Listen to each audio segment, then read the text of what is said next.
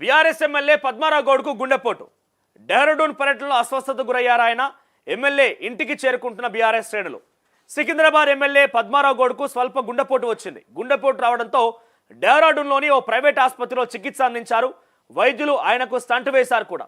ప్రాణాపాయం లేదని వైద్యులు తెలిపారు. అయితే డెహ్రాడూన్ పర్యటనలో పద్మారావు గౌడ్ ఉన్నారు. ఈరోజు రాత్రి హైదరాబాద్కు పద్మారావు రాబోతున్నారు.